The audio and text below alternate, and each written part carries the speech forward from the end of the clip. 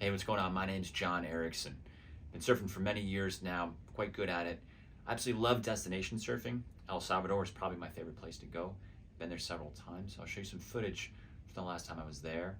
But here in SoCal, the swells can be pretty good, more so in the wintertime when it's colder, and the water is usually pretty cold anyways. But up in Malibu, there's some point breaks. Down here in the LA area, we get some good breaks over in El Porto, Manhattan Beach, sometimes Venice, a lot of beach breaks, but there are some piers, and I have a blast. So I'll put some footage, like I said, from El Salvador, and would love to get out in the water and have some fun.